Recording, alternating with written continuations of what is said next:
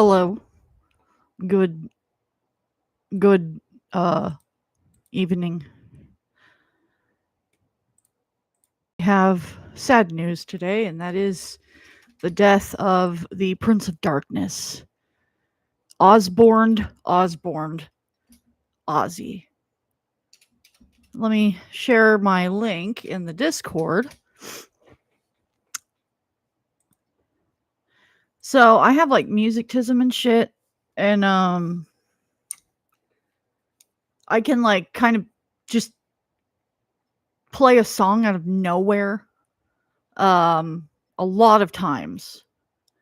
I've uploaded a couple of them of my attempts at Mama, I'm Coming Home Today. Hi, Disco. Hi, Tanya. I was just thinking though, let's go from scratch. Okay. Let's go Crazy Train. All right.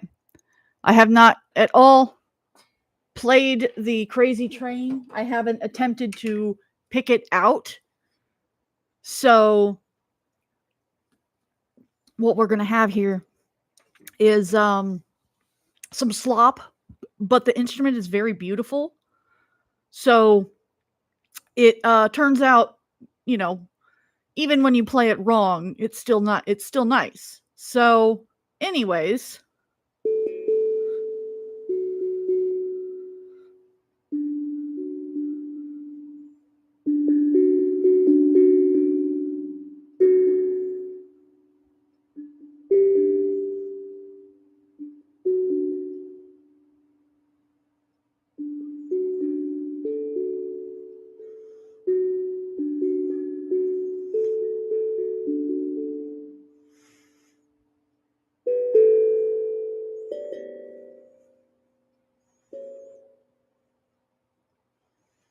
maybe I'm starting with the too hard part. Sometimes we have to work our way backwards from the hook. Um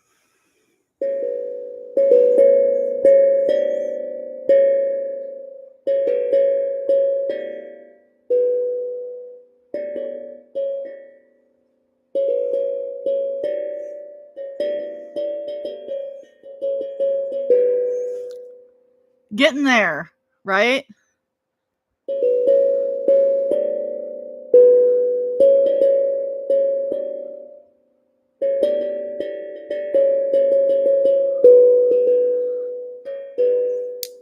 Okay. Okay. Okay. Hey, there's 4 people watching and only 1 like. Angelic Notes. Yeah, like it this instrument is so fucking cool, all right? It's called a steel tongue drum.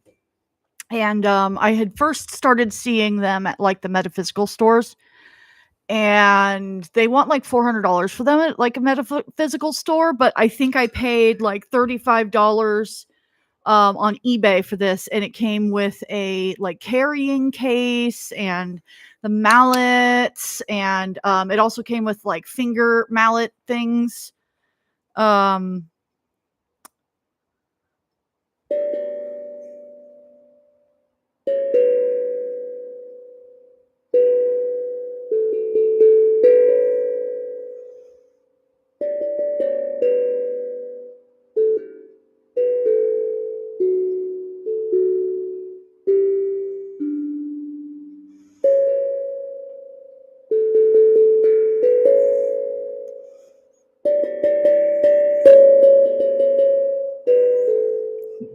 Close, right? So, anyways, but I did get Mama, I'm Coming Home earlier pretty fucking good. I'm pretty happy with how that one did.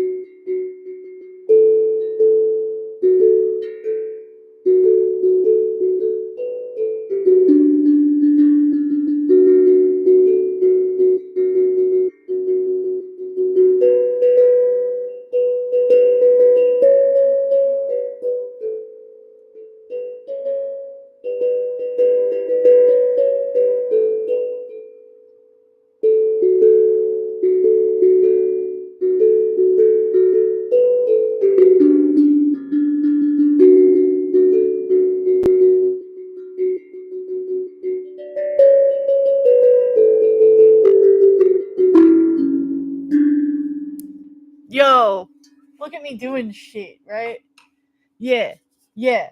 That's enough dicking around. But musictism, I've always when I was like about like middle school on up, I taught myself any song, any melody that I could hear, I could go and put it on the piano. And I'm not a piano player. I'm not good at playing the piano, but I understand about memorizing music patterns, and being able to do that is it takes a certain weird tism, and I have it. I'm so excited that you're here, Eileen. Thank you for coming in. Yeah, so yeah, it's kind of a neat little thing. Every once in a while I pick it up. I also have a ukulele. Um, it's just that the ukulele really hurts my fingers. I also have a trombone, but it's just that trombones are fucking ridiculous. So, right. So, I thought that what we would do today is learn about Ozzy. This man has recently passed away. I am not an huge Ozzy fan, but also at the same time, how are you not? He's basically, I mean, for as many years as he has been active in rock and roll and on the radio, that's my entire lifespan. I'm 41 years old. I was born in 1983. And there's a lot of this shit that is, you know, stuff that I don't know about him, and stuff that you don't know about him. While I'm not like super into him, again, he's iconic, right? Ozzy Osbourne is fucking iconic. And so, you know, we got to fucking honor this motherfucker by learning about him. Also, I hope Cobra's okay. I know that's going to fuck him up for a while. But I think that I'm more worried about Null coming on and doing her bullshit. I'm not gonna feature her if she does. I'm like very done with all of that, I think. All right, so this is the Wikipedia article on Ozzy Osbourne. If you want to read along at home and can't see it on the screen or whatever, you know, there you go. All right, Rogue Auntie Jesse in the chat. What's up, tubes? Okay. This says specifically that this article is currently being heavily edited because he recently died. You were hoping Cubs would go live immediately? I see counterpoint. The fact that he didn't says our Boglum is growing up a little bit. He's probably on the phone with his therapist, and at least I hope so. He might also just be fucking drinking a bunch, but like I have some faith that the boy may just be really depressed about this, and we might get a karaoke stream. If he goes live, if it's not too depressing and destructive, I will probably snipe him. But again, it has to be on this channel. I don't get my channel back till I think Friday. So, faith, right? All right, so there may be some things that happen here in the initial reports about the death that might be wrong, whatever. We're not really, you know, super... you're not going to cite my video that is citing the Wikipedia as, you know, like the ultimate source. I'm just an entertainer guy, you know? Like the stream. All right, so John Michael. Did you know his name was John Michael? John Michael Ozzy Osbourne, 3 December 1948 to July 22nd, 2025. That is today. Singer, songwriter, and media personality. He rose to prominence during the 1970s as the lead vocalist of the heavy metal band Black Sabbath, during which period he adopted the nickname Prince of Darkness. Osbourne became a founding member of Black Sabbath in 1968. God damn, I didn't realize they went that far. Fuck. Providing lead vocals from their ep- epo- eponymous, goddamn, debut studio album in 1970, Never Say Die. In 1978, the band was highly influential in the development of heavy metal music. In particular, their critically acclaimed releases, Paranoid, and that was 1970, Master of Reality, 1971, and Sabbath Bloody Sabbath on 1973. Osbourne was fired from Black Sabbath in 1979 due to his problems with alcohol and other drugs. He then began a successful solo career with Blizzard of Oz in 1980 and released 13 studio albums, the first 7 of which received multi-platinum certifications in the United States. He reunited with Black Sabbath on several occasions. He rejoined in 1997 and helped record the band's final studio album, 13, in 2013, before they embarked on a farewell tour that ended in 2017 performance in their native Birmingham. Okay, that's pretty interesting. Because I had been bringing up we were going to be seeing things from 2017 again. I won't get into that. I won't get into all that. But I will get into the fact really quick. I just want to fucking remind you that our bingo board has been on fucking point. Let me switch to this one. Our bingo board has been very on point, eerily on point.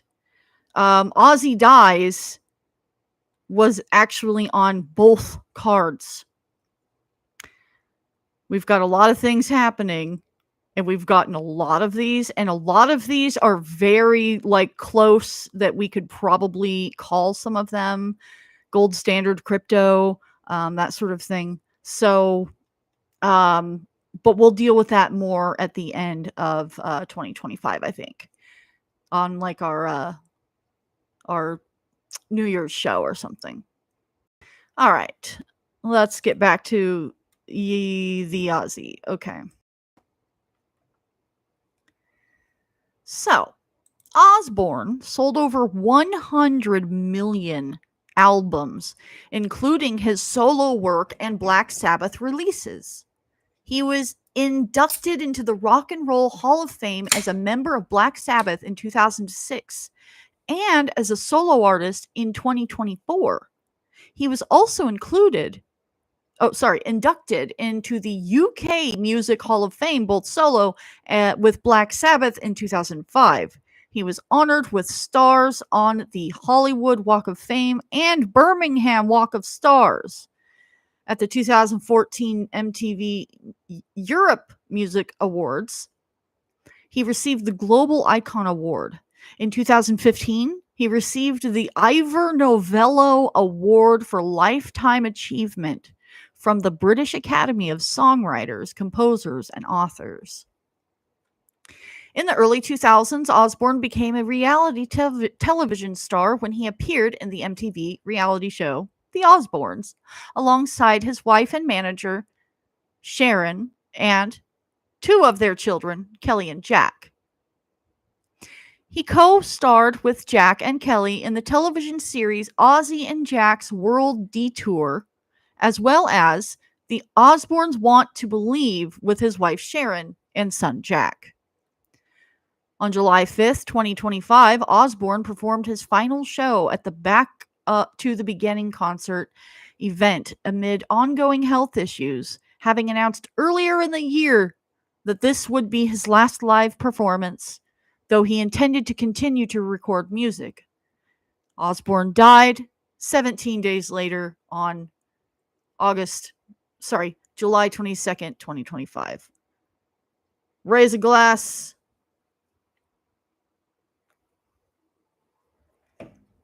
All right, so let's learn about little baby Ozzy.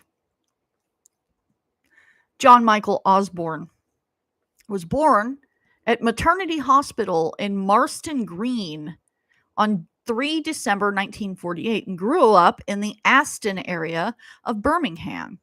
His mother, Lillian, was a non-observant Catholic who worked at a Lucas factory. Lucas? Fucking Lucas?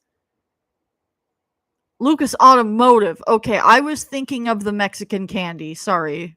I had to look into that. I was like, why the fuck was Ozzy's mother selling fucking Lucas?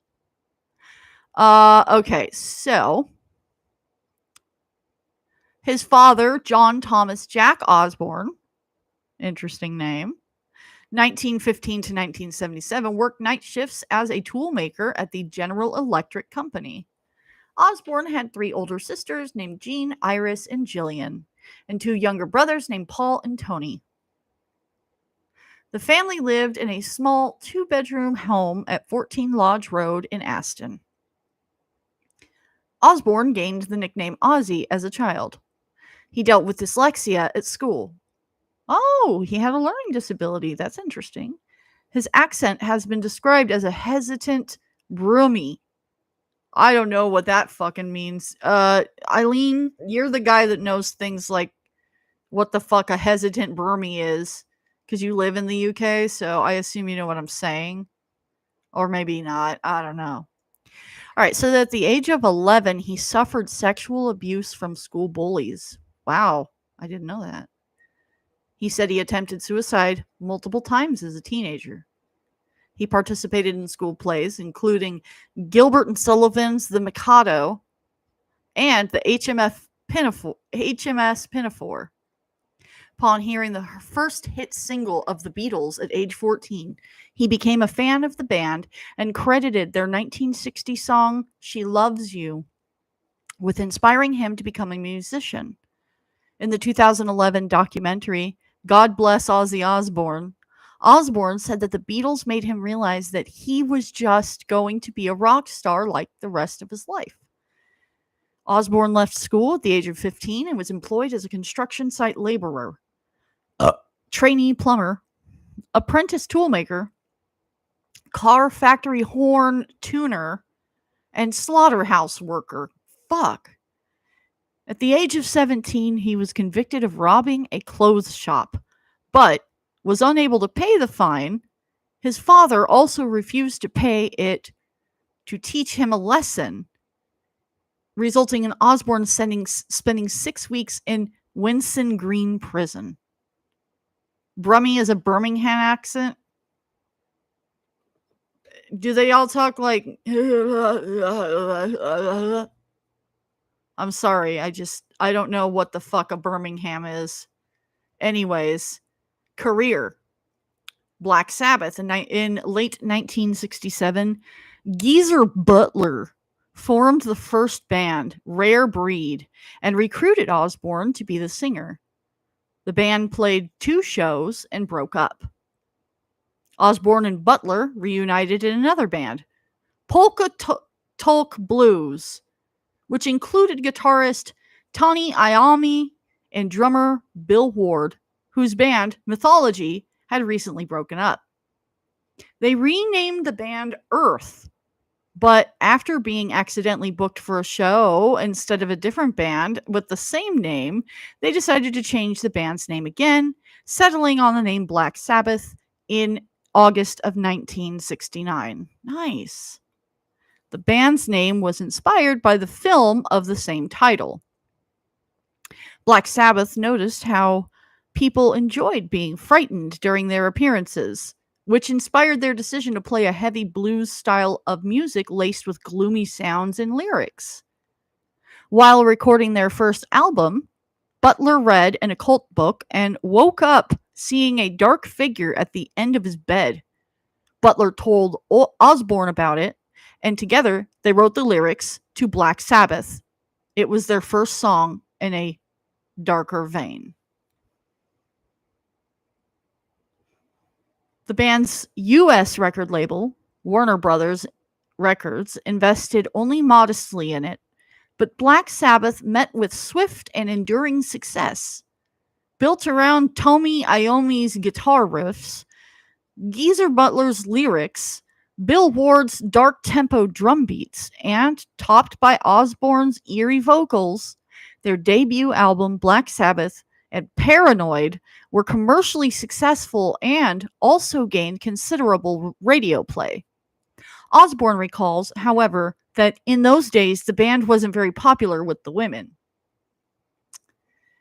At about this time, Osbourne first met his future wife, Sharon Arden. After the unexpected success of their first album, Black Sabbath were considering her father, Don Arden, as their new manager. And Sharon was at the time working at Don's receptionist. Osbourne admits he was attracted to her immediately, but assumed that she probably thought I was a lunatic. Osbourne later recalled that the best thing about eventually choosing Don Arden as a manager was that he got to see Sharon regularly, though their relationship was strictly professional at that point. Sure, the stream stay a little behind. Oh, thank you. Thank you. When you get to this point, made damn sure, thank you. Because they can't hear me right now. But, shout out to you. Thank you, bruh. I'll probably record more of those because musictism. It feels good, man. All right, let's keep going here. All right, so we met his future wife. Strictly professional. Just 5 months after the release of Paranoid, the band released Master of Reality. The album reached the top 10 in both the United States and the UK and was certified gold in less than 2 months. In the 1980s, it received platinum certification and went double platinum in the early 21st century. Reviews of the album were unfavorable.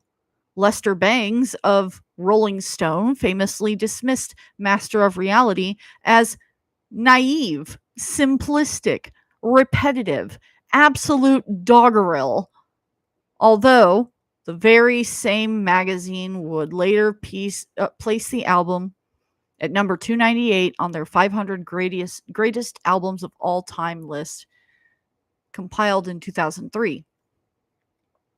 In September of 1972, Black Sabbath released Black Sabbath Volume 4. Critics were dismissive of the album, however. It reached gold status in less than a month and was the band's 4th consecutive album to sell over 1 million copies in the United States. In November of 1973, Black Sabbath released the critically acclaimed Sabbath Bloody Sabbath. For the first time, the band received favorable reviews in the mainstream press. Gordon Fletcher of Rolling Stone called the album an extraordinarily gripping affair, and nothing less than a complete success. Decades later, AllMusic's Eduardo Rivadavia called the album a masterpiece essential to any heavy metal collection, while also claiming the band displayed a newfound sense of finesse and maturity. The album marked the band's 5th consecutive platinum-selling album in the US. Sabotage was released in July of 1975. Again, there were favorable reviews. Rolling Stone stated, "Sabotage is not only Black Sabbath's best record since Paranoid, it might be their best ever." In a retrospective review, AllMusic was less favorable, noting that the magical chemistry that made such albums as Paranoid and Volume 4 so special was beginning to disintegrate. Technical Ecstasy, released on 25th September 1976, was also met with mixed reviews. AllMusic gives the album 2 stars and notes that the band was unraveling at an alarming rate. Between late 1977 and early 1978, Osbourne left the band for 3 months to pursue a solo project called Blizzard of Oz. a title which had been suggested by his father. 3 members of the band Necromandus, who had supported Sabbath in Birmingham when they were called Earth, backed Osbourne in the studio and briefly became the first incarnation of his solo band. At the request of the other band members, Osbourne rejoined Sabbath. The band spent 5 months at Sounds Interchange Studios in Toronto, where they wrote and recorded their next album, Never Say Die. It took quite a long time, Iommi said of Never Say Die. We were getting really drugged out, doing a lot of dope. We'd go down to the sessions and have to pack up because we were too stoned. We'd have to stop. Nobody could get anything right. We were all over the place, and everybody was playing a different thing. We'd go back to sleep and sleep it off and try again the next day. Damn. You ever been that high?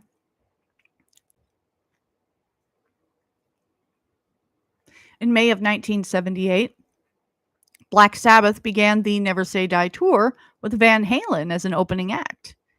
Reviewers called Sabbath's performance tired and uninspired, in stark contrast to the youthful performance of Van Halen, who were touring the world for the first time. The band recorded their concert at Hammersmith Odeon in June of 1978, which released on video as Never Say Die.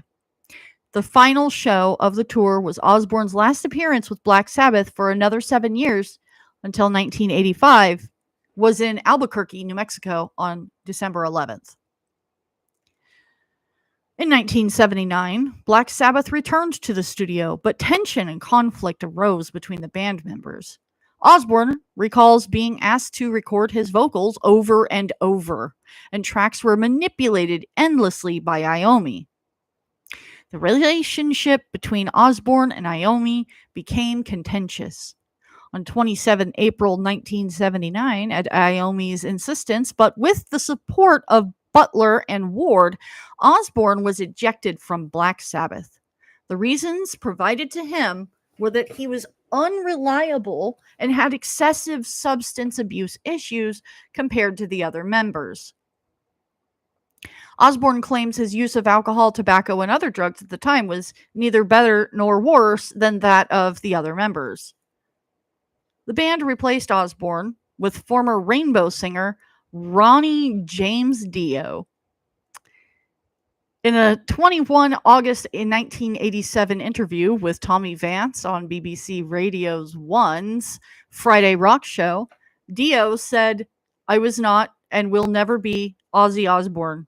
He was the vocalist and songwriter in that era who helped create that band and make it what it is, and what it is in its classic form." The conflict between Iommi and Osbourne commenced almost immediately in their working collaboration. Responding to a 1969 flyer that read, "Ozzy Zig needs gig has own PA," which was posted by Osbourne in a record store, Iommi and Ward arrived at the listed address to speak with Ozzy Zig, as he then called himself. When Iommi saw Osbourne emerge from another room of the house, he recalled that he knew him as a pest from their school days. Following Black Sabbath's formation, Iommi reportedly punched out Osbourne several times over the years when the singer's drunken antics became too much to take. Iommi recalls one incident in the early 1970s in which Osbourne and Butler were fighting in a hotel room. Iommi pulled Osbourne off of Butler in an attempt to break up the drunken fight, and the vocalist proceeded to turn around and take a wild swing at him. Iommi responded by knocking Osbourne unconscious with one punch to the jaw. Fuck, bro. All right, so let's learn about the Black Sabbath reunions. All right. Following two brief, short set reunions for Live Aid in 1985 at an Ozzy Osbourne show in Costa Mesa, California. I know where that is. On 15th November 1992, Osbourne, Iommi, Butler, formerly reunited as Black Sabbath in 1997 for the 1997 Ozfest shows. I remember Ozfest. Ward was absent due to health issues. In December of 1997, all 4 members of the band reunited to record the album Reunion, with Osbourne also touring with band again from 1997 to 1999 for the album's concert tour. The album proved to be a commercial success upon its release in October of 1998. The original Black Sabbath line-up of Ozzy, Tommy Iommi, Geezer Butler, and Bill Ward reunited in November of 2011 for a world tour and a new album. Ward had to drop out for contractual reasons, so the project continued with Rage Against the Machine's Brad Wilk stepping in for Ward on the drums. They played their first reunion concert in May of 2012 at the O2 Academy in their hometown of Birmingham. The album, entitled 13, was released on June 11th, 2013, and topped both the UK Albums Chart and the US Billboard 200. In January of 2016, the band began a farewell tour titled The End, signifying the final performances of Black Sabbath. The final shows of the End tour took place at the Gentling Arena in the home city of Birmingham on 2 and 4 February 2017, with Tommy Clufetos replacing Bill Ward as the drummer for their final show. On August 8th of 2022, Osbourne and Iommi made a surprise appearance during the closing ceremony of the 2022 Commonwealth Games in Birmingham. This marked Osbourne's last live performance in 3 years. First live performance in 3 years, following a period of ill health. Osbourne played his final show, billed as Back to the Beginning, alongside the original lineup of his Black Sabbath at Via Park in Birmingham on 5th of July, 2025. Do you need to go bark?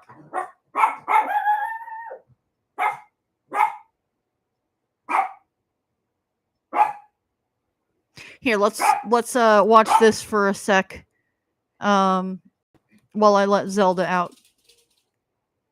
No, you don't want to be let out? Well, here, let's do it anyways, though, because we might as well.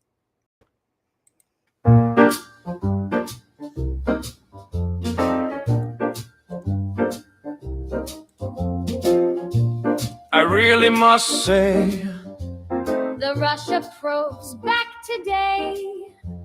These women told their truth.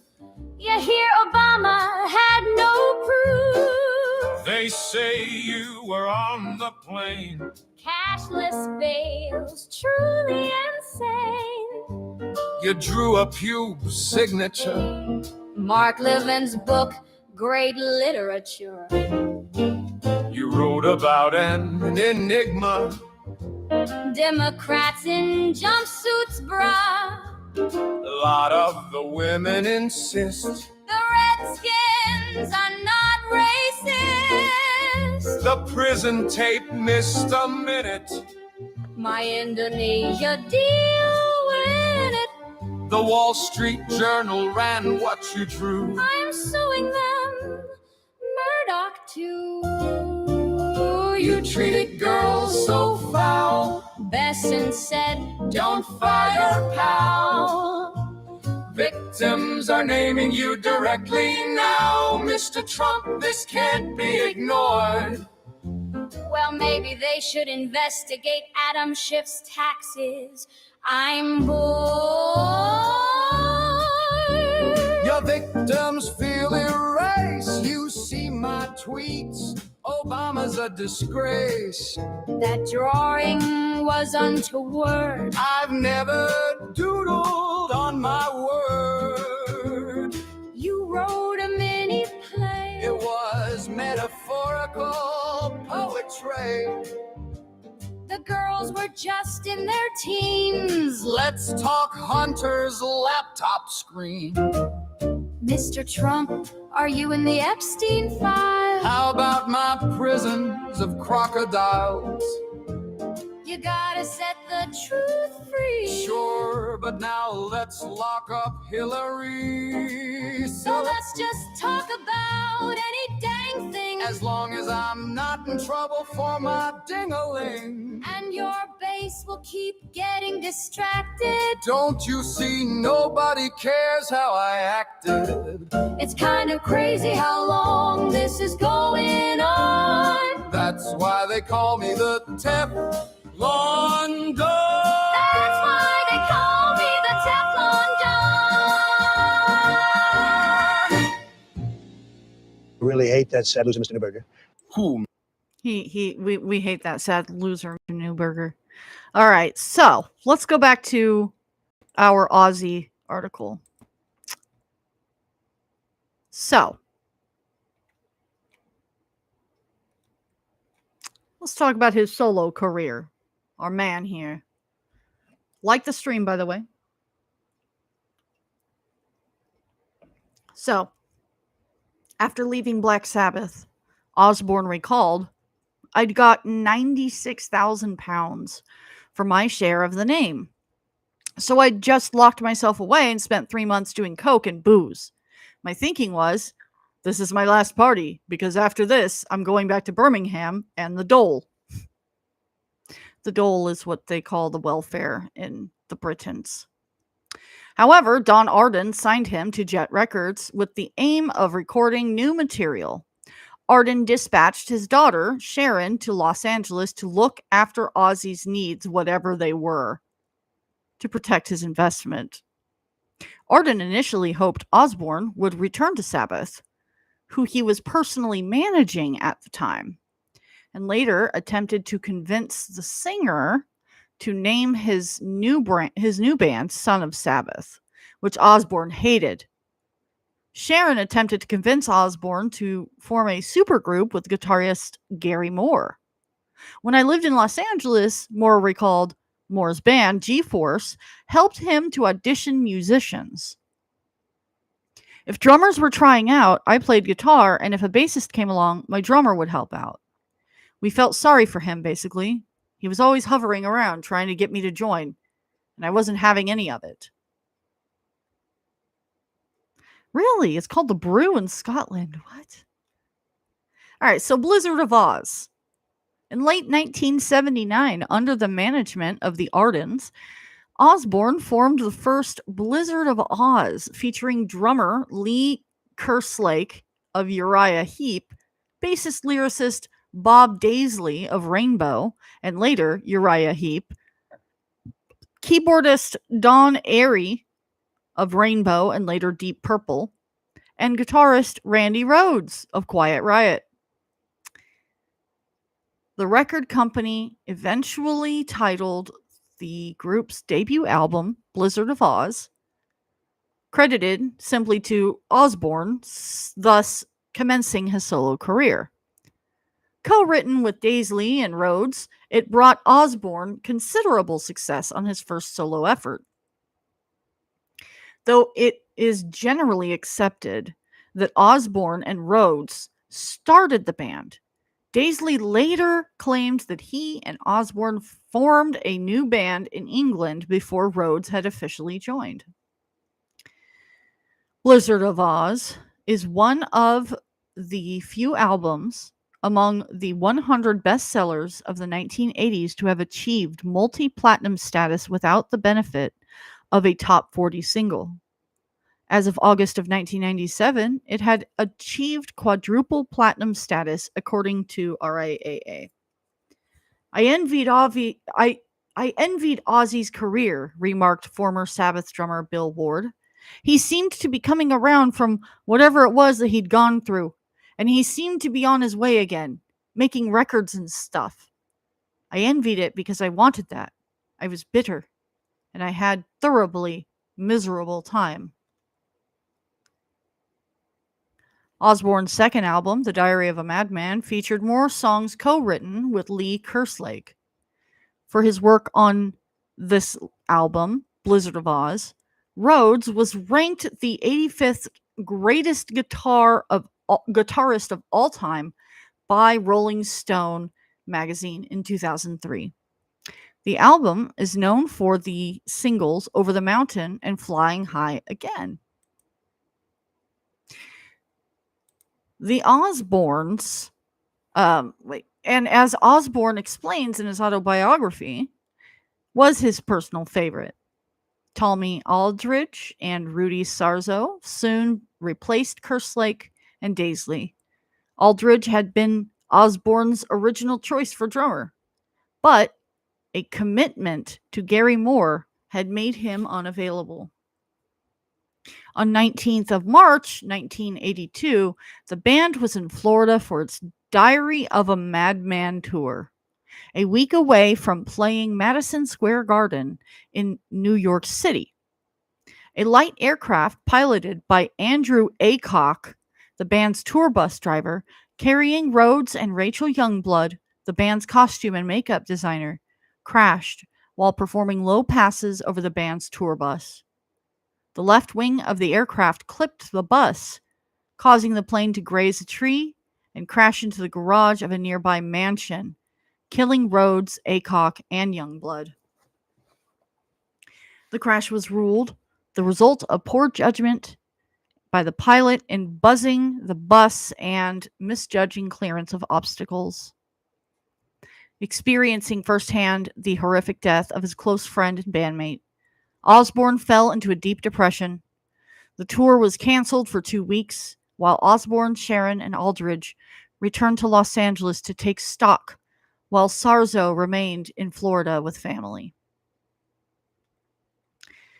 Gary Moore was the first to be approached to be replaced by Rhodes, to replace Rhodes, but refused.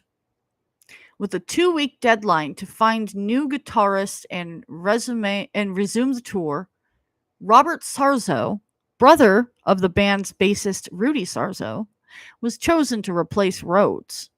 Former Jillian guitarist Bernie Tomei, however, flew to California from England with the promise from Jet Records that he had the job. Once Sharon realized that Jet Records had already paid Tomei in advance, he was reluctantly hired instead of Sarzo. The tour resumed on 1 April 1982, but Tomei's blues-based style was unpopular with fans. After a handful of shows, he informed Sharon that he would be returning to England to continue work on a solo album he had begun before coming to America. At an audition in a hotel room, Osborne selected Night Rangers' Brad Gillis to finish the tour.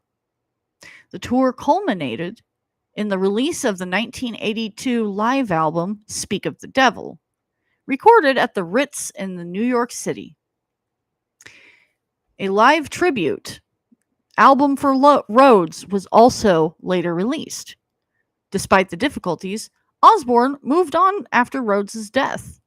Speak of the Devil, known in the United Kingdom as Talk of the Devil, was originally planned to consist of live recordings from 1981, primarily from Osborne's solo work.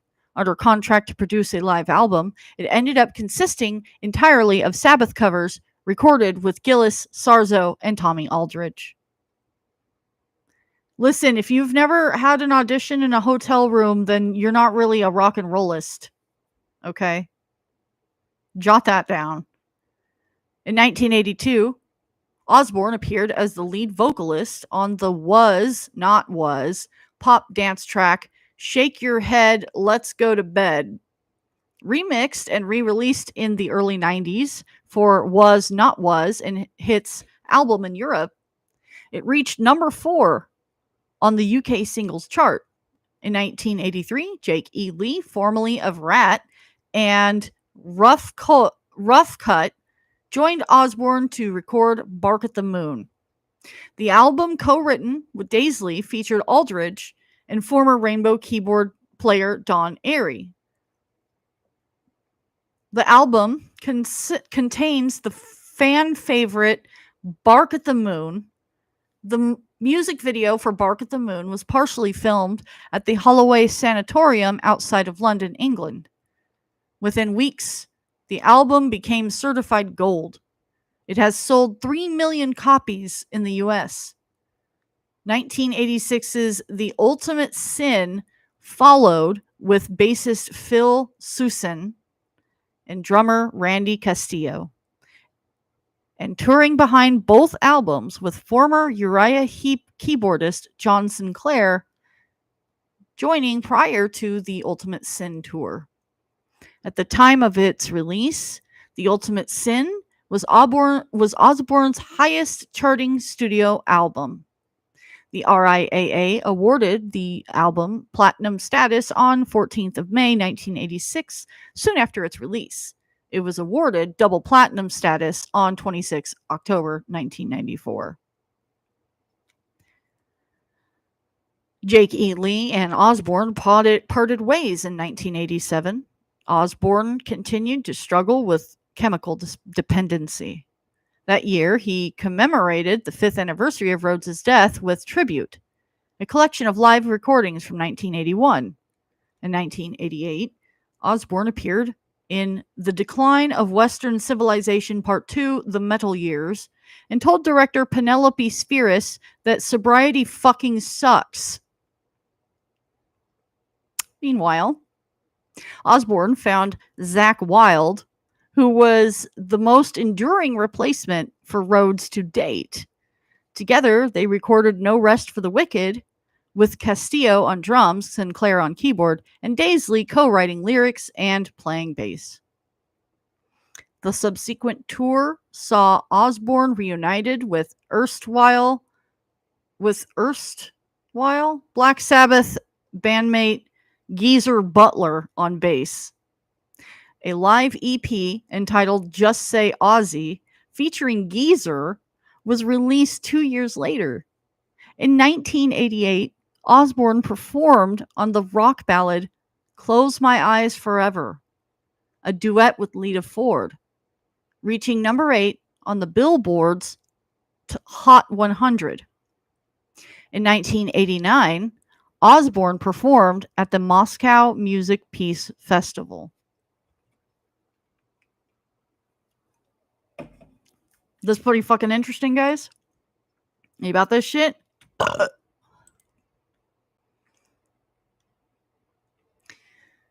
Successful through the 1980s, Osbourne sustained commercial success into the 1990s, starting with 1991's No More Tears featuring Mama I'm Coming Home.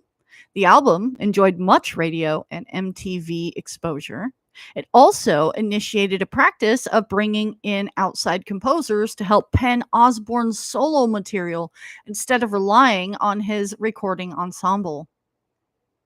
The album was mixed by veteran rock producer Michael Wagner.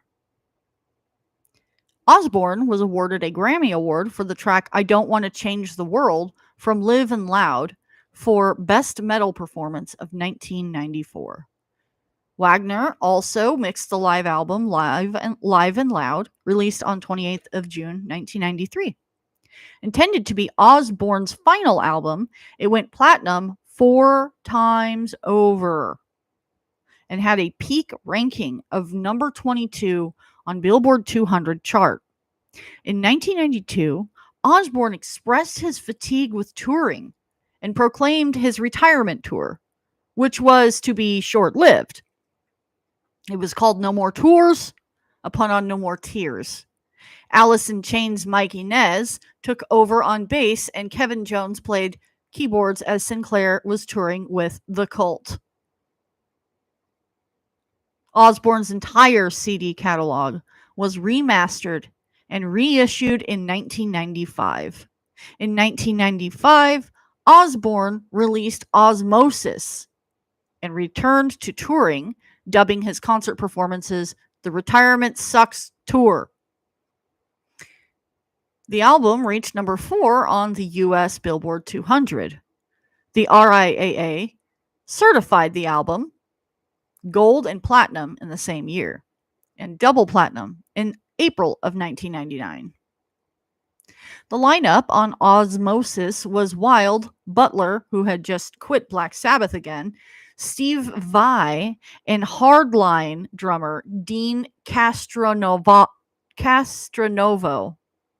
who later joined Journey. Oh my god, that's great. Keyboards were played by Rick Wakeman and producer Michael Beinhorn.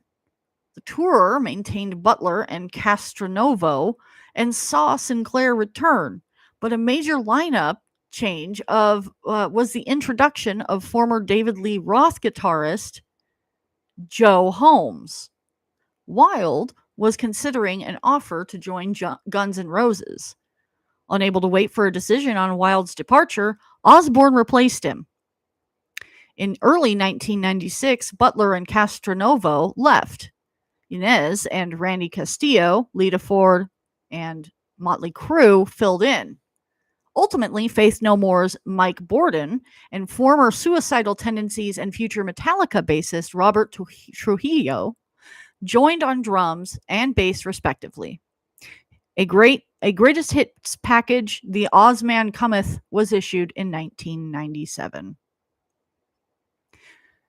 Down to Earth, Osbourne's first album of new studio material in 6 years, was released on 16 October 2001. A live album, Live at Budokan, followed in 2002. Down to Earth, which achieved platinum status in 2003, featured the single Dreamer. I'm just a dreamer. A song which peaked at number 10 on Billboard's mainstream rock tracks. In June of 2002, Osbourne was invited to participate in the Golden Jubilee of Queen Elizabeth II, performing the Black Sabbath anthem Paranoid at the Party at the Palace concert in the grounds of Buckingham Palace. God damn. In 2003, Osbourne recruited former Metallica bassist Jason Newsted, though his time with Osbourne would be short. Osbourne's former bassist, Robert Trujillo, replaced Newsted in Metallica during the same period.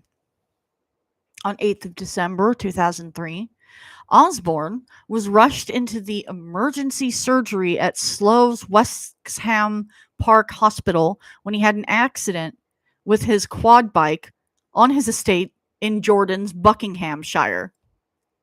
Dude, I didn't know Ozzy was about that brap life. Osbourne broke his collarbone, 8 ribs, and a neck vertebra. An operation was performed to lift the collarbone, which was believed to be resting on a major artery and interrupting blood flow to the arm. Sharon later revealed that Osbourne had stopped breathing following the crash and was resuscitated by Osbourne's then personal bodyguard, Sam Ruston. While in hospital, Osbourne achieved his first ever UK #1 single, a duet of the Black Sabbath ballad Changes with daughter Kelly. In doing so, he broke the record of the longest period between an artist's first UK chart appearance with Black Sabbath Paranoid and number 4 in August 1970, and their first #1 hit, a gap of 33 years. He recovered from the quad accident and went on to headline the 2004 Ozfest in the reunited Black Sabbath. If you're a goth baller, you're about that brap life. Oh shit. I never went to Ozfest, but it started off like right here in San Bernardino. And my high school boyfriend, I think he went to 1 or 2 of them. The first one I know he went to, and then I think he went to the second one as well. So box set release in Black Rain. In March of 2005, Osbourne released a box set called Prince of Darkness.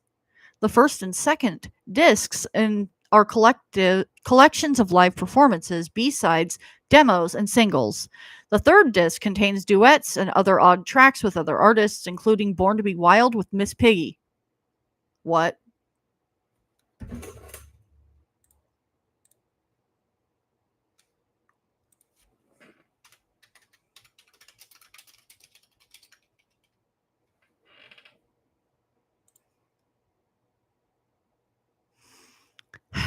Okay. It's about that time that we have a small break. So let me switch.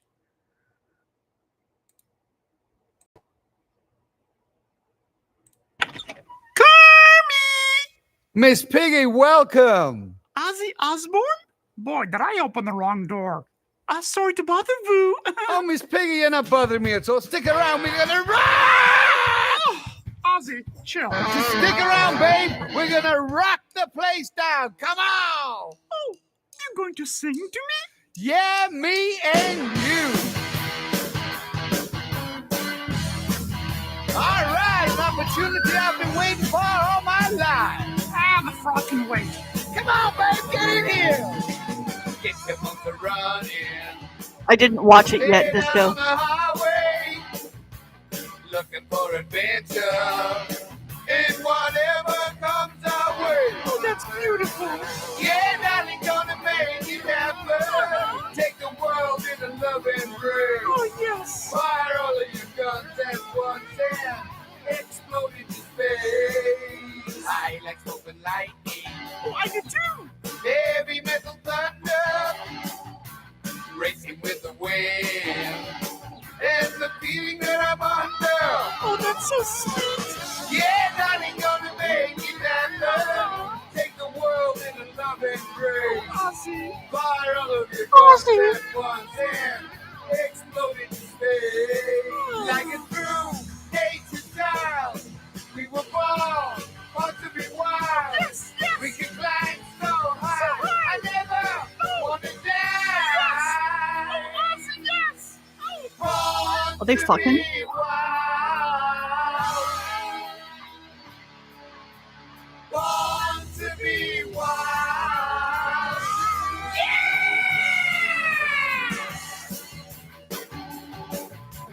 Wow. Oh, I love the way you move. I wanna see you go wild. My God. Okay, well,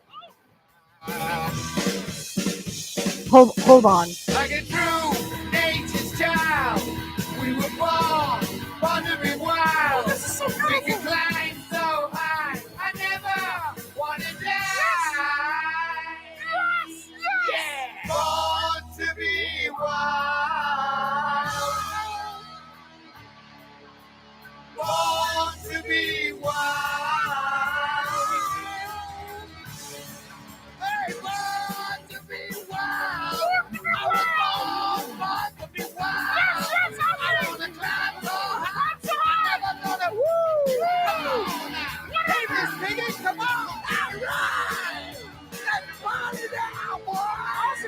Come on, go crazy. I love you, Miss Piggy. I love you, baby. You stop spitting. Stop spitting. Ozzy. Ozzy. Oh no, he passed out. Ozzy.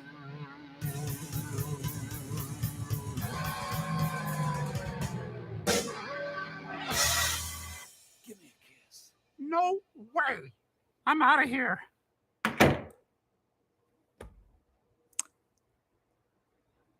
Well,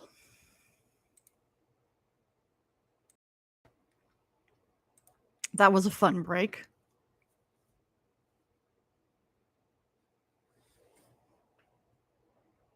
The fourth disc is entirely new material where Osbourne covers his favorite songs by his biggest influences and favorite bands, including the Beatles, John Lennon, David Bowie, and others.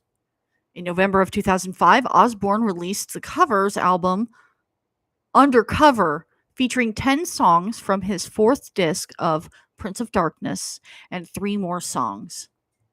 Osbourne's band for this album included Alice in Chains guitarist Jimmy Cantrell, bassist Chris Wise, and Faith No More drummer Mike Bordon.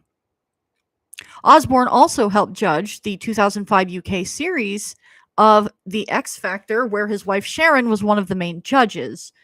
In March of 2006, he said that he hoped to release a new studio album soon with longtime on-off guitarist Zakk Wylde of Black Label Society. In October of 2006, it was announced that Tony Iommi, Ronnie James Dio, Bill Ward, and Geezer Butler would be touring together again, though not as Black Sabbath, but under the moniker Heaven and Hell, the title of Dio's first Black Sabbath album. Osbourne's next album, titled Black Rain, was released on 22nd of May 2007. His first new studio album in almost 6 years. It featured a more serious tone than previous albums. I thought I'd never write again without any stimulation. But you know what?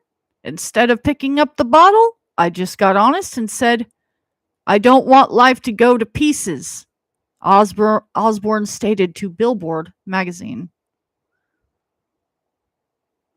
I don't know what the deal is with Sharon. Like, I haven't really followed drama with them or anything over the years. I know they had some marital problems like way in the beginning, but like I don't know. That's why we're here reading this, because I don't know. Disco. So Osbourne revealed in July of 2009 that he was currently seeking a new guitar player. While he states that he has not fallen out with Zakk Wylde, he said he felt his songs were beginning to sound like Black Label Society and fancied a change. In August of 2009, Osbourne performed at the gaming festival BlizzCon with a new guitarist in his lineup, Gus G. Osbourne also provided his voice and likeness to the video game Brutal Legend character the Guardian of Metal. In November, Slash featured Osbourne on vocals in his single Crucify the Dead, and Osbourne, with his wife Sharon, were guest hosts on WWE Raw. In December, Osbourne announced he would be releasing a new album titled Soul Sucka with Gus G, Tommy Clufetos on drums, and Blasco on bass. That's a great name, Blasco. Negative fan feedback was brought to Osbourne's attention regarding the album title. In respect of fan opinion, on March of 29th, Osbourne announced his album would then be named Scream. On 13th of April 2010, Osbourne announced the release date for Scream would be 15th of June 2010. The release date was later changed for a week later. A single from the album, Let Me Hear You Scream, debuted on 14th of April 2010 in an episode of CSI New York. On August 9th, 2010, Osbourne announced that the second single from his album would be Life Won't Wait, and the video for the song would be directed by his son, Jack.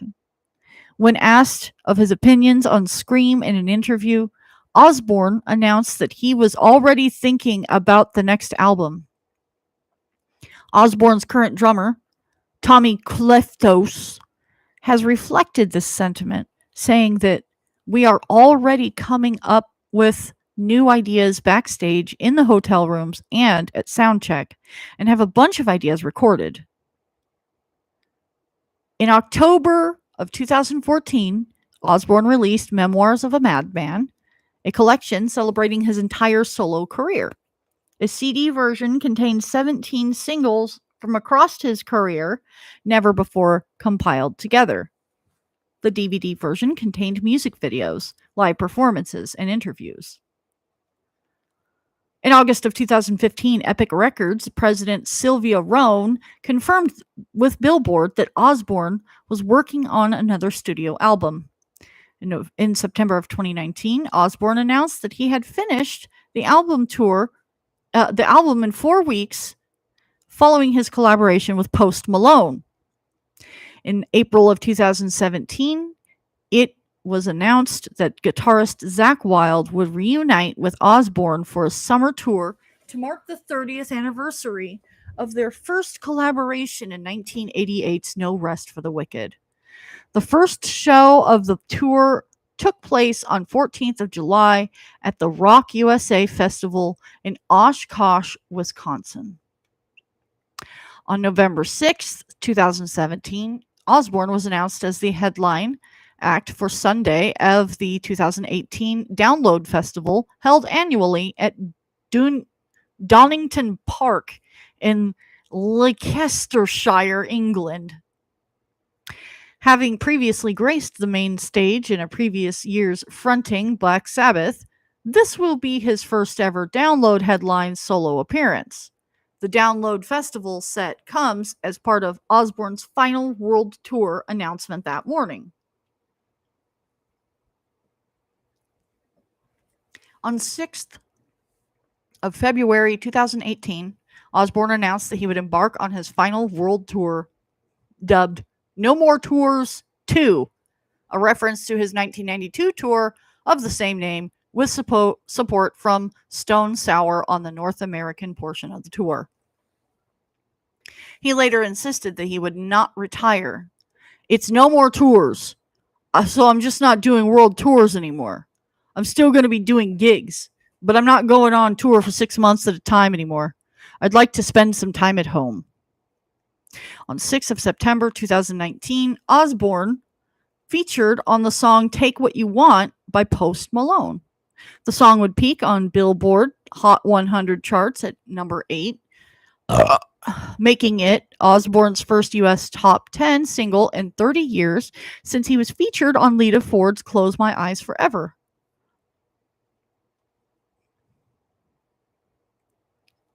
On 21st February 2020, Osbourne released his first solo album in almost 10 years, Ordinary Man, which received positive reviews from music critics and debuted at number 3 on UK albums charts. A few days after the release, Osbourne told iHeartRadio that he wanted to make another album with Andrew Watt, the main producer of Ordinary Man. 1 week after the release of the album, an 8-bit video game dedicated to Osbourne was released called The Legend of Ozzy. What? Osbourne has started working in his follow-up album once again with Andrew Watt.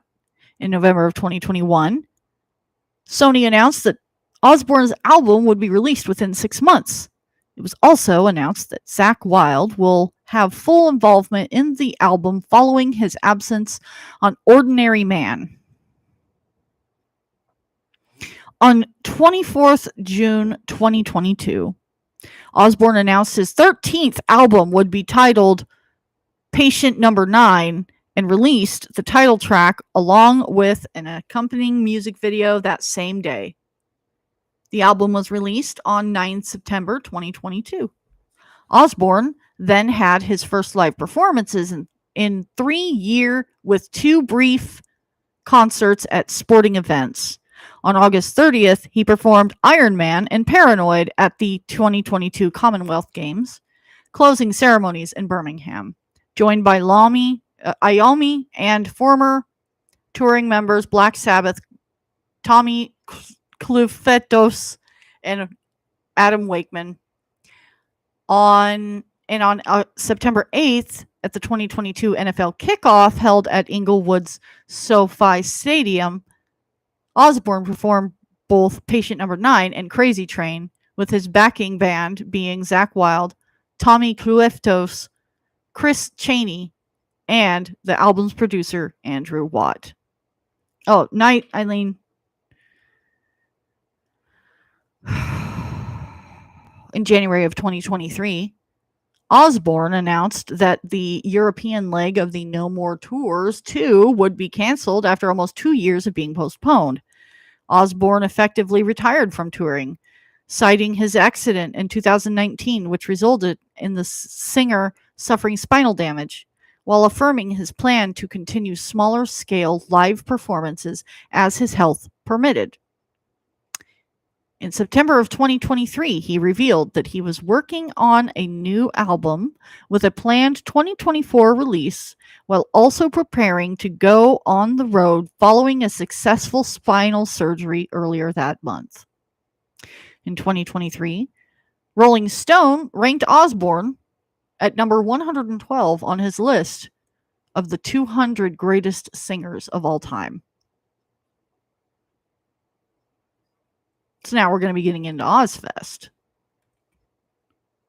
Let's take a little Aussie mashup break here.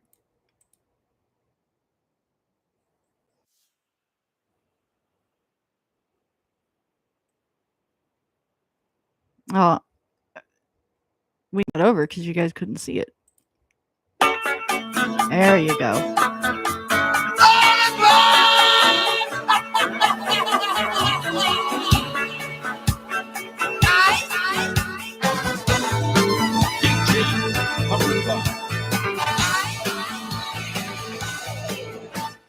Crazy, but that's how it goes. Millions of people live in this world. Maybe it's not too late to learn how to love and forget how to hate. Mental wounds not healing, life's a river scene. Mental wounds still screaming, driving me insane. I'm going off the rails. I'm going off the rails. I'm going off the rails on a crazy train.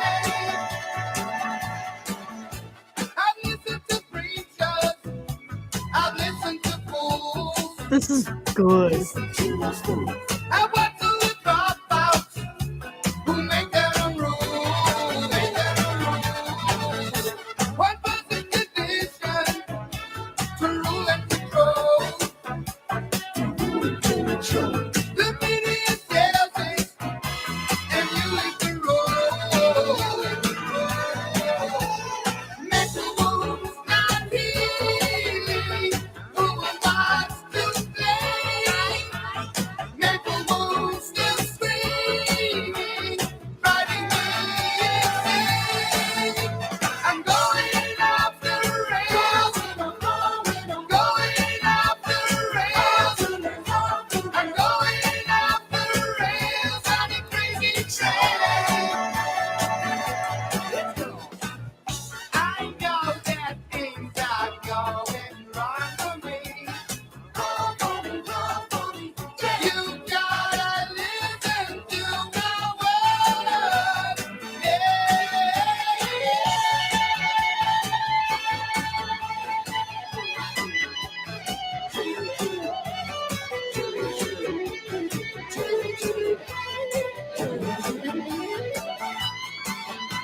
I'm going off the rails. I'm going off the rails. I'm going off the rails on a crazy train. I'm going off the rails. Going off the rails. I'm going off the rails on a crazy train.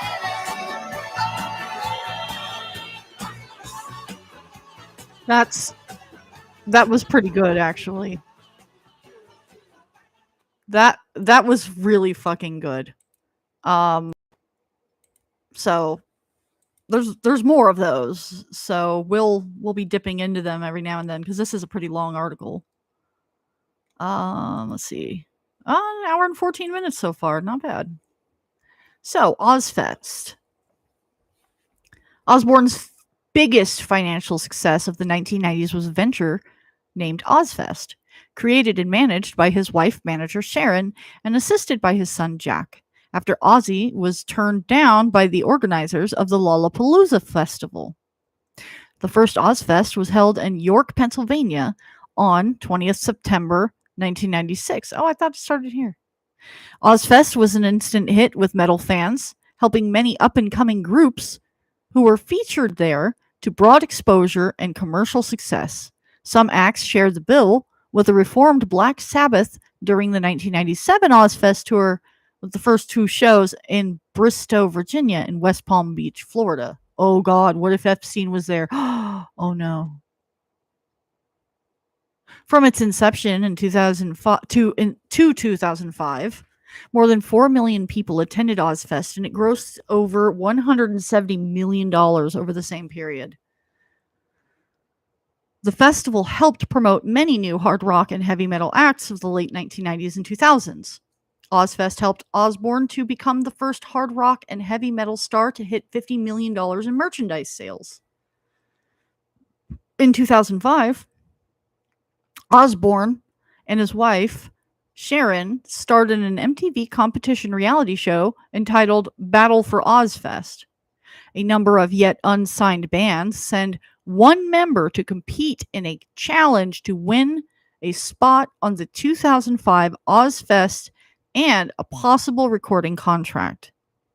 During Ozfest 2005, after having missed several shows due to ill health, Osbourne announced that he was retiring from the event. He did, in fact, return to Ozfest in 2006, but with a reduced schedule, leaving many of the concerts to be closed by System of a Down instead of himself. No, I'm not going to say it. I'm not going to say it, Disco, but, you know.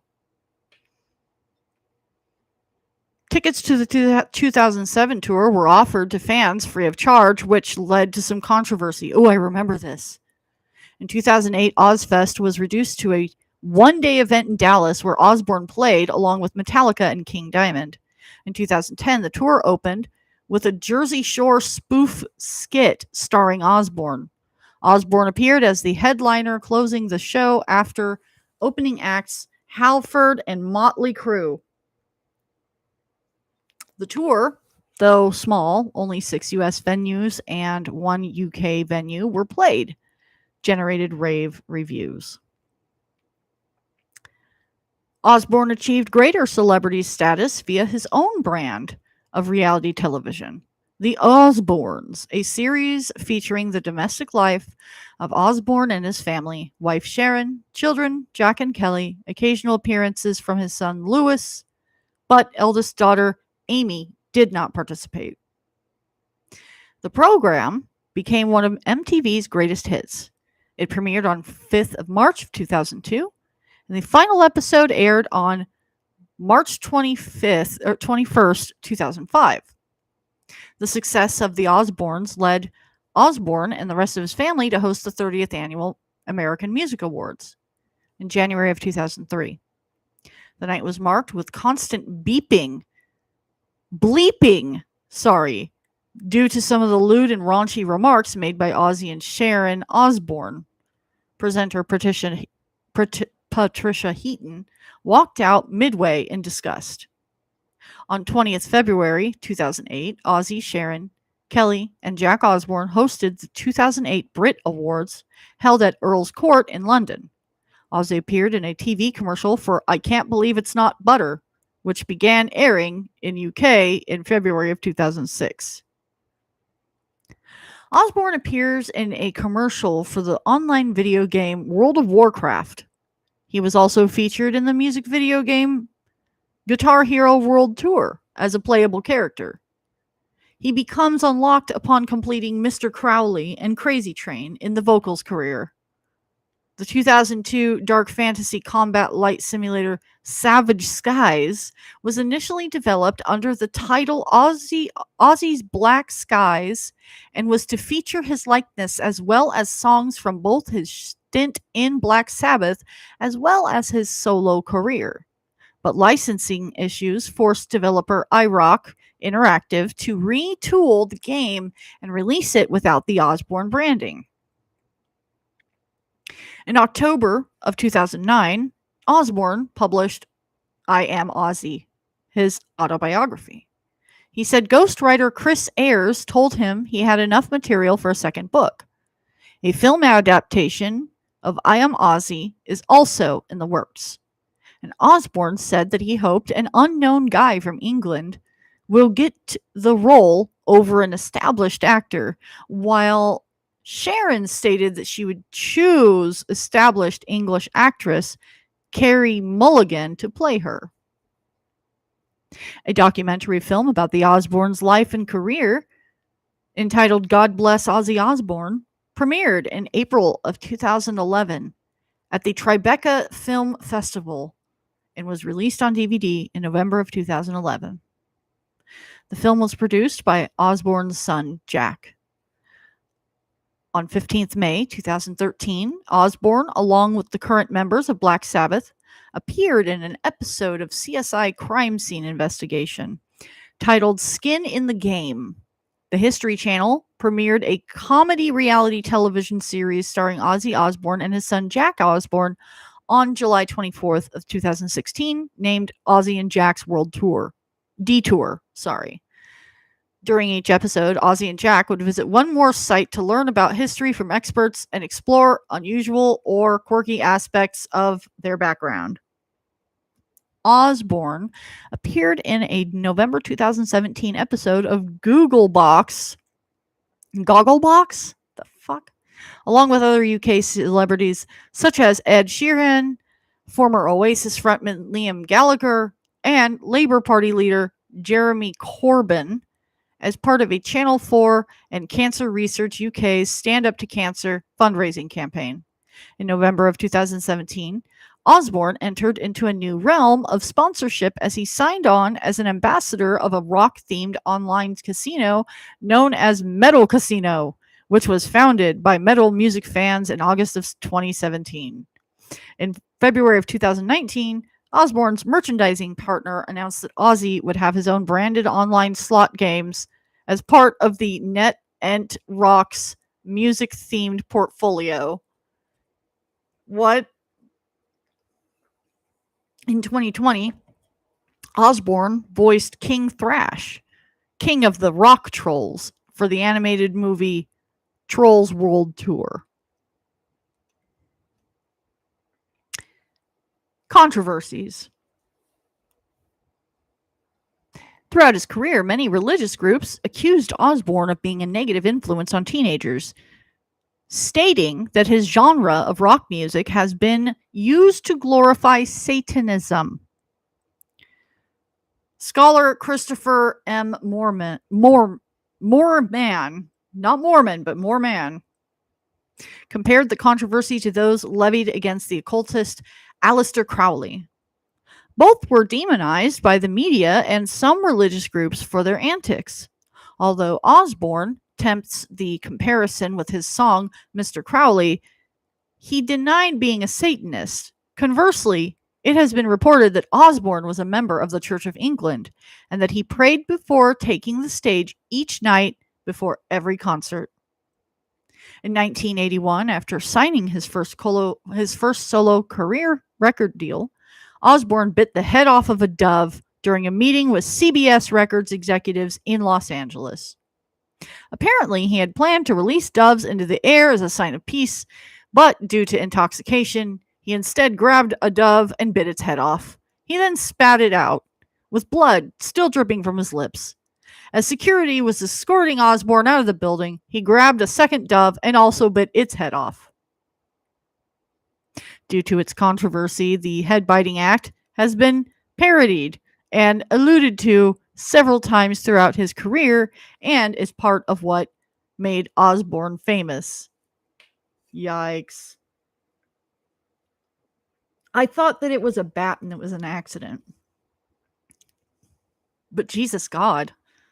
Does this explain a lot about Cobes? Maybe. Oh, there's the bat. On January 20th, 1982, Osbourne bit the head off of a bat. He thought it was rubber while performing at the Veterans Memorial Auditorium in Des Moines, Iowa.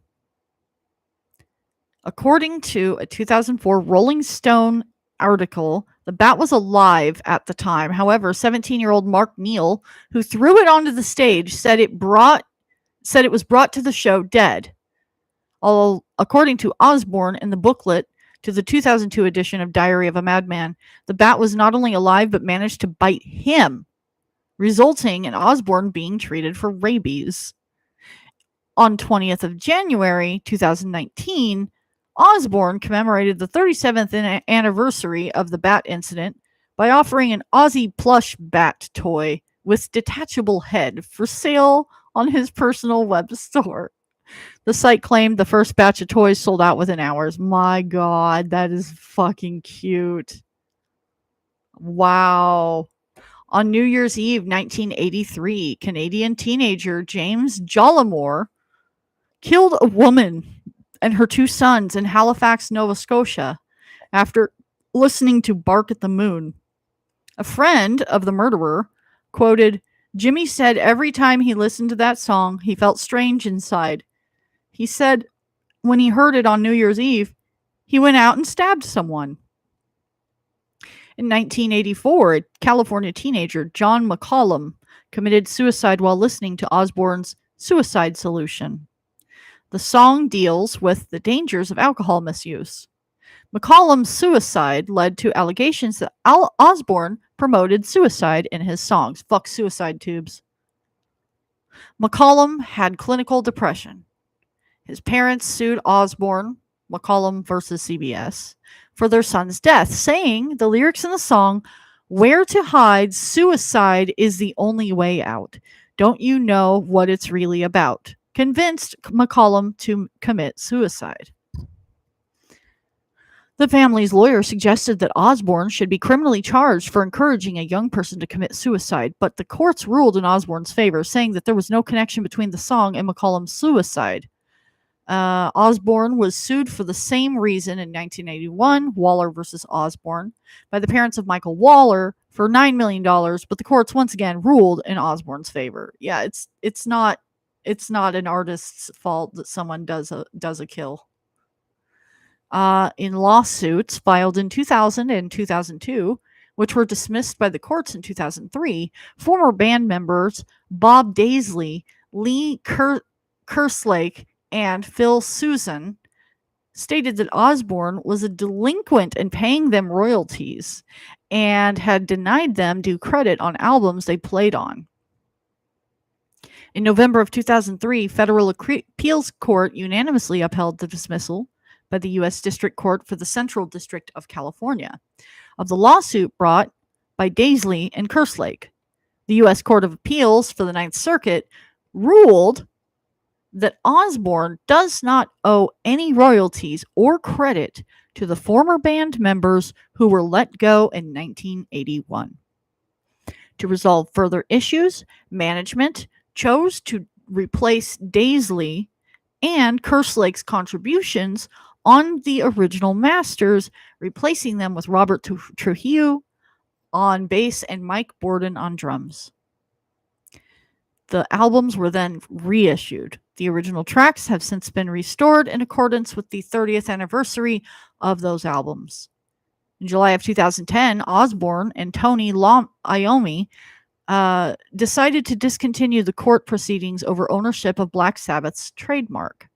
As reported to Blabbermouth, both parties are glad to put this behind them and cooperate for the future, and would like it to be known that the issue was never personal, it was always business. He has admitted to shooting 17 of his own pet cats during drug-fueled rampages in the 1980s. God damn. Fuck me. God damn. Let's get another mashup going here. Yeah.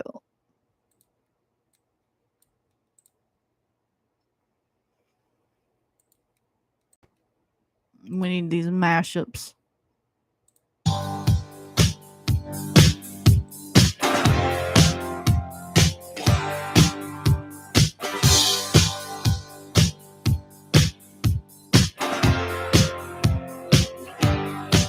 Let's go.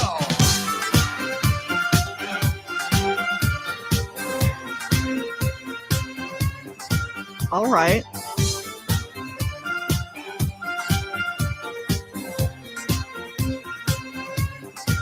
Got a crazy feeling I don't understand. Gotta get away from here. Feeling like I should have kept my feet on the ground, waiting for the sun to appear.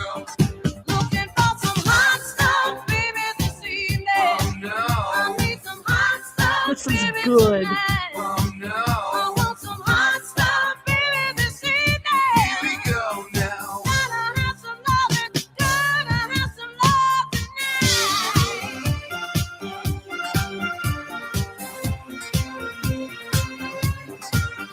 I am into this as well.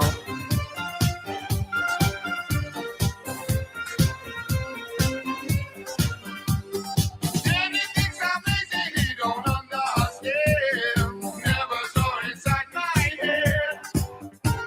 People think I'm crazy, but I'm in the man. Never heard a thing I said. Gotta have some hot love, baby, this evening. Oh no, I need some hot stuff, baby, tonight. oh no. I want some hot stuff, baby, this evening. Here we go now. Gotta have some loving, got to have love tonight. Oh no, Dang it. Hot stuff, here we go now. hot stuff, Oh no.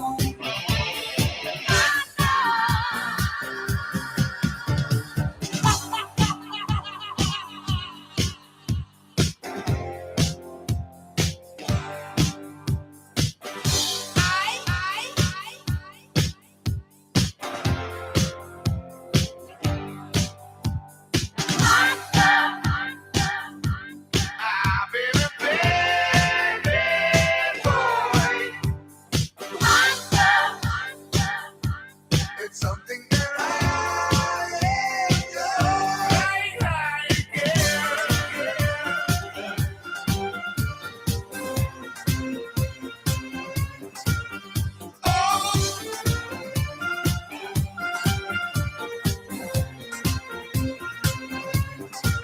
Got a crazy feeling I don't understand. Gotta get away from here. Feeling like I should have kept my feet on the ground, waiting for the sun to appear. Oh no, oh no. Here we go now. Oh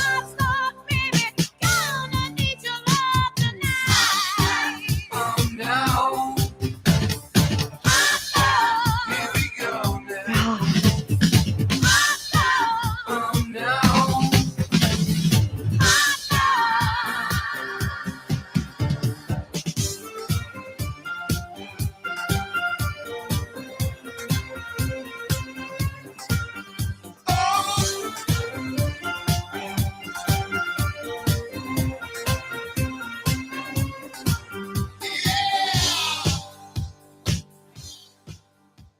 Wow.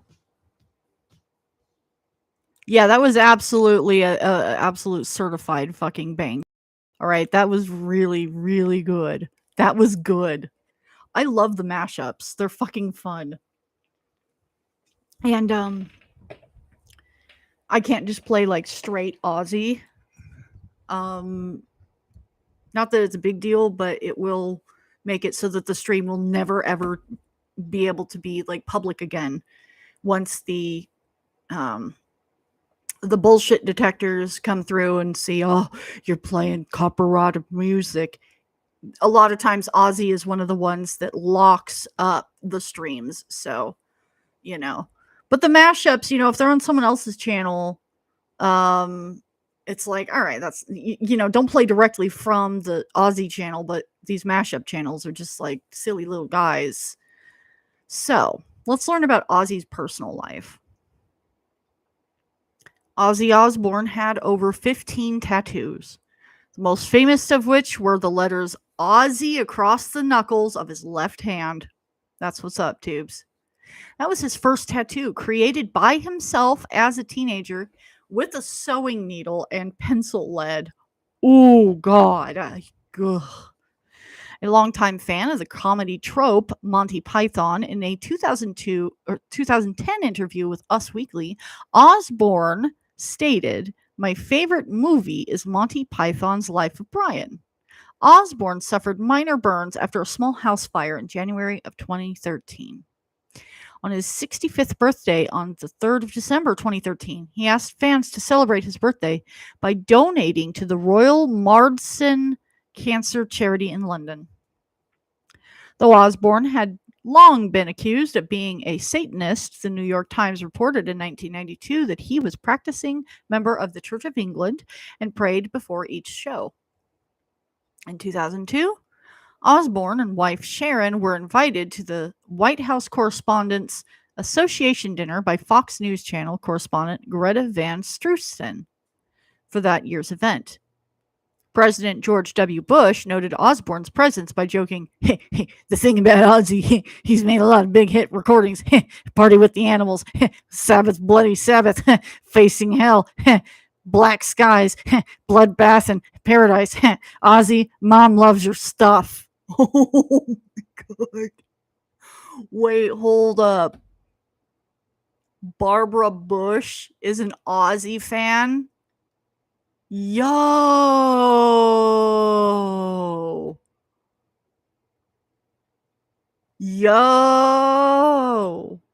That's lit. All right, so relationships. He has 6 children, 3 from his first marriage and 3 from his marriage to Sharon. In 1971, Osborne met his first wife, Thelma Riley, at the Rum Runner, the Birmingham nightclub where she worked. They were married later that year, and children Jessica and Louis were born. Osborne also adopted Riley's 5-year-old son, Elliot, from a previous relationship. Osborne later referred to his first marriage as a terrible mistake. His use of alcohol and other drugs, coupled with his frequent absences while touring with Black Sabbath, took their toll on his family life. His children later complained that he was not a good father. In the 2011 documentary film God Bless Ozzy Osbourne, produced by his son Jack, Osborne admitted that he could not even remember when Louis and Jessica were born. Whoa. Osborne married his manager, Sharon Arden, on 4th of July, 1982, and the couple had 3 children together. Amy, born 2nd of September, 1983, Kelly, born 27th October, 1984, and Jack, born 8th November, 1985. God damn. Just one after another. Fuck. After Jack's birth, Osborne had a vasectomy. Good. He later confessed that the well-known 4th of July Independence Day date was chosen that he would never forget his anniversary. Yeah, I've heard things like that before. Guitarist Randy Rhoads predicted in 1981 that the couple would probably get married someday, despite their constant bickering. And the fact that Osborne was still married to Thelma at the time. Osborne had multiple grandchildren. Osborne wrote a song for his daughter Amy, which appeared in the B-side album of Osmosis. At the end of the song, said daughter can be heard saying, "I'll always be your angel," referring to the song's chorus lyrics. The song My Little Man, which appears on Osmosis, was written about his son Jack. He and his family divided time between homes in Buckinghamshire and Los Angeles. Drug use. Osborne used tobacco, alcohol, street drugs, and prescription drugs for most of his adult life. He admitted to Sounds in 1978, "I get high, I get fucked up. What the hell's wrong with getting fucked up? There must be something wrong with the system if so many people have to get fucked up. I never take dope or anything before I go on stage. I'll smoke a joint or whatever afterwards." Black Sabbath bandmate Tony Iommi said that while the band were involved with alcohol and other drugs to various degrees in the 1970s, Osborne had the unhealthiest lifestyle of them all. Despite this, said Iommi, he was typically the only one left standing when the others were out for the count. Longtime guitarist Zakk Wylde has attributed Osborne's longevity in spite of decades of substance misuse to a very special kind of fortitude that's bigger than King Kong and Godzilla combined. Seriously, he's hard as nails, man. In 2010, during an interview on The Howard Stern Show, Ozzy said that it took him 19 attempts to get his driving license because of his alcohol use. God damn it. Osborne's first experience with cocaine was early 1971 in a hotel in Denver, Colorado, after a show Black Sabbath had done with Mountain. He states that Mountain's guitarist, Leslie West, introduced him to the drug. Though West was reluctant to take credit for introducing Osborne to cocaine, Osborne remembers the experience quite clearly. When you come from Aston and you fall in love with cocaine, you remember when you started. It's like having your first fuck. Osborne says that upon trying the drug, the world went a bit fuzzy after that.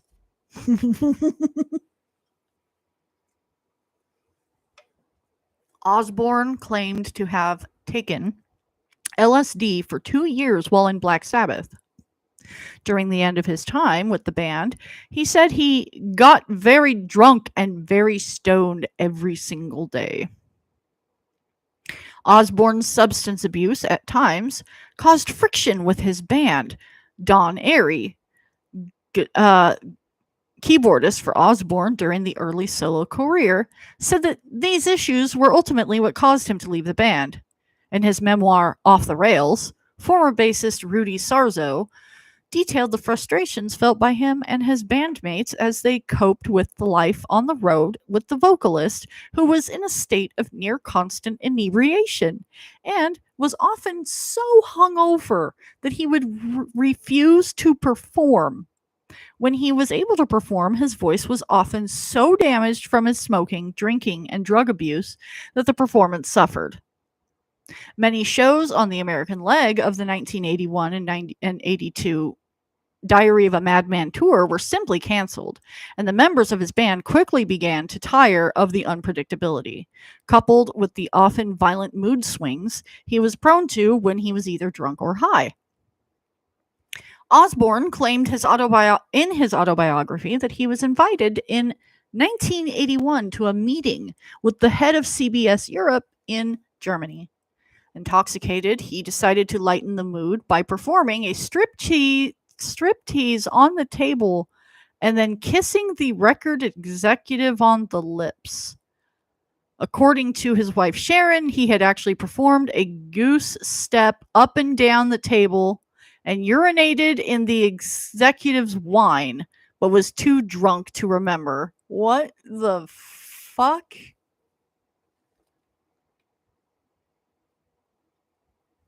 On 18th of February 1982, while wearing his future wife Sharon's dress for a photo shoot near the Alamo, Osborne drunkenly urinated on the Alamo cenotaph erected in honor of those who died at the Battle of the Alamo in Texas, across the street from the actual building. A police officer arrested Osborne for pissing on the Alamo, and he was subsequently banned from the city of San Antonio for a decade. Osborne had been on a long drinking binge, and earlier that same day had drunkenly fired his entire band, including Randy Rhoads, after they had informed him that they would not participate in a planned live album of Black Sabbath songs. He also physically attacked Rhoads and Rudy Sarzo in a hotel bar that morning, and Sharon informed the band that she feared he had finally snapped.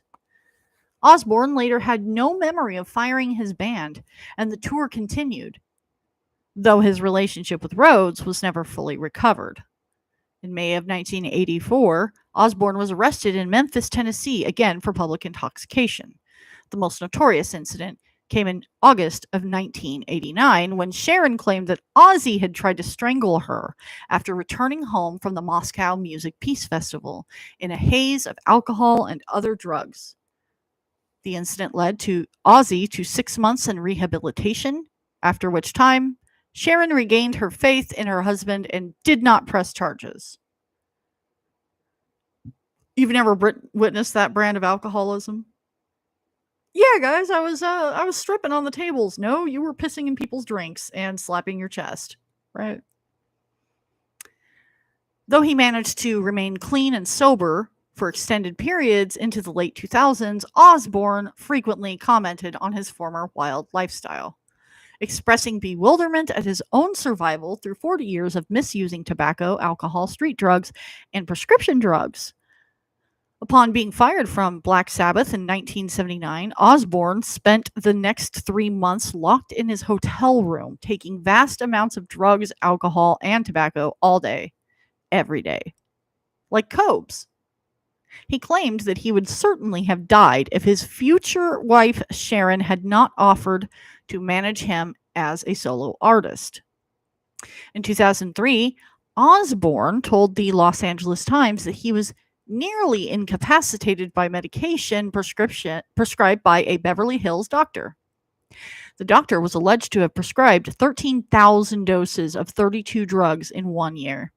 However, a 9-year investigation by the Medical Board of California, the Beverly Hills physician was exonerated of all charges of excessive prescribing.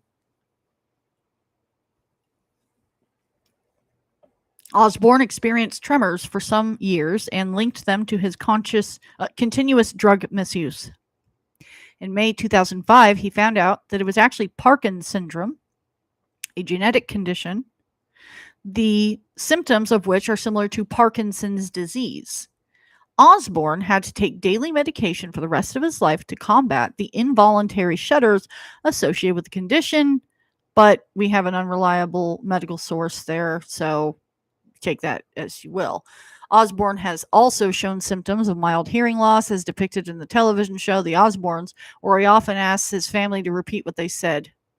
At the TEDMed conference in October of 2010, scientists from Nome, a Massachusetts human genome interpretation company, joined Osborne on stage to discuss their analysis of Osborne's whole genome, which shed light on how the famously hard-living rocker has survived decades of misusing alcohol, tobacco, and other drugs. Yet this is one of the most interesting things about this man, by the way. In April of 2013, Osborne revealed through Facebook that he had resumed smoking, drinking, and doing drugs for the past year and a half, stating he was in a very dark place, but said he had been sober again since early March. He also apologized to Sharon, his family, friends, bandmates, and his fans for his insane behavior during that period. In a February 2021 interview with Variety, Ozzy and his son Jack, who had been sober for 17 years, opened up about their recovery. Ozzy revealed that he had been sober for about 7 years. So, let's do another song before we get to the death part, because we should probably, plus these are lit.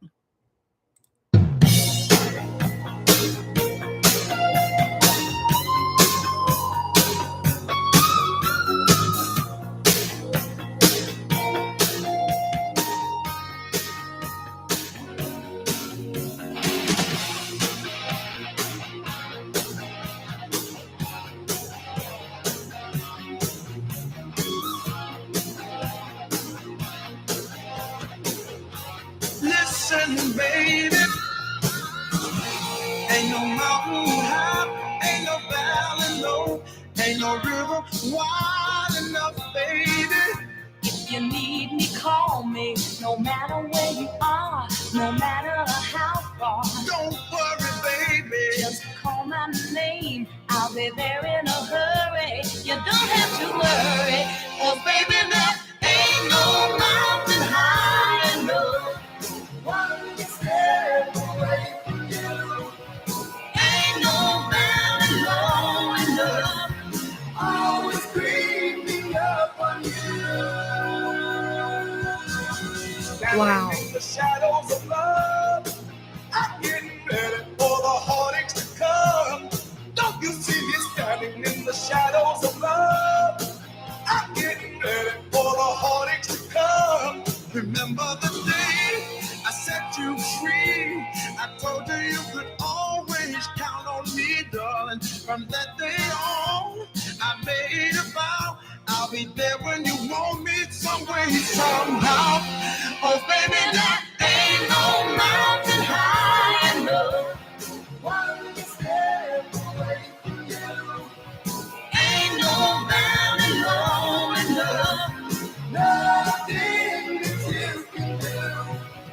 Ain't no river wide enough to keep me from getting to you, baby. No, baby. Didn't I treat you right now, baby? Didn't I? Didn't I do the best I could? Not didn't I? So don't you leave me standing in the shadows of love. I'm getting ready for the heartaches to come. Don't you see me standing in the shadows of love? Just the sun in the dark. Oh, no, Same.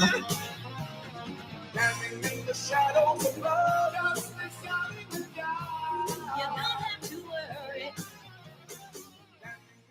Yeah, that ended up rounding out a lot better than I thought it was going to. Read about his health issues and his death and his legacy. So we're almost to the end here. On 6th of February 2019, Osbourne was hospitalized in an undisclosed location on his doctor's advice due to flu complications, postponing the European leg of his No More Tours 2 tour. The issue was described as a severe upper respiratory infection following a bout with the flu, which his doctor feared could develop into pneumonia, given the physicality of the live performances and an extensive travel schedule throughout Europe in the winter conditions. By 12th February 2019, Osbourne had been moved to intensive care. Tour promoters Live Nation said they were hopeful that Osbourne would be fit and healthy and able to honor tour dates in both Australia and New Zealand in March. Osbourne later canceled the tour entirely. Ultimately, all shows scheduled for 2019 after sustaining serious injuries from a fall in his Los Angeles home while still recovering from pneumonia. He was diagnosed with Parkinson's disease in February of 2019, which he publicly revealed in January of 2020. He lost his ability to walk due to the disease. In February of 2020, Osbourne canceled the 2020 North American tour, seeking treatment in Switzerland until April. In 2020, Osbourne also revealed that he had emphysema, a smoking-induced lung condition. Osbourne died on the morning of July 22nd, 2025, that's this morning, at the age of 76. A family statement confirmed he was surrounded by his family at the time of his death. Osbourne was considered an icon of hard rock and one of the founders of heavy metal music through his work with Black Sabbath. He disliked being categorized as metal, stating that while his band plays heavy, other bands that are considered metal are really heavy. When you get pigeonholed with a certain genre, it can be very difficult to do something a bit lighter or an acoustic track or whatever you want to do. Back in the day, it was always just rock music. It's still just rock music. Outside of music, Osbourne and his family show, The Osbournes, is considered to be a pioneering program in reality television in an era that did not focus solely on celebrity family life. So we've got the band members, all of his fucking awards, his discography, including Black Sabbath and his studio albums. We've got all of his tours. And, of course, the references page. So, I will play you guys out with a song the way that I do. Because it's kind of cool. All right. Here we go.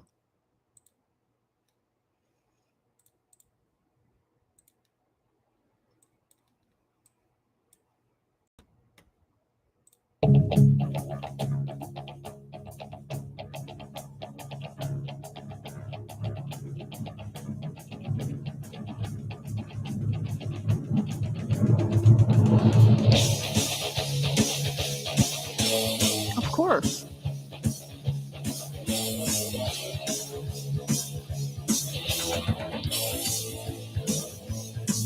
And we'll get back to reading the book when I get my channel back, by the way.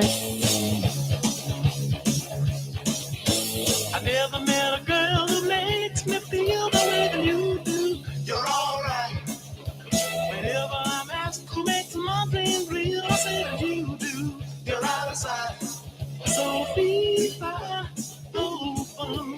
Look out, baby, 'cause here I come. I'm bringing you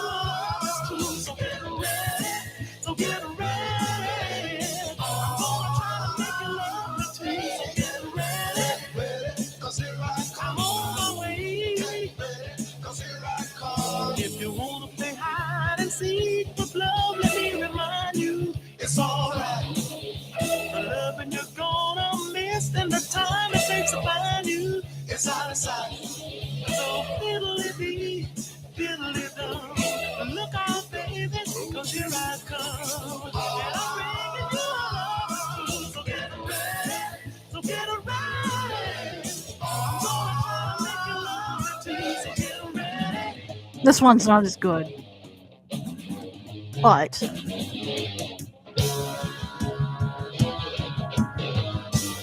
we need more Ozzy.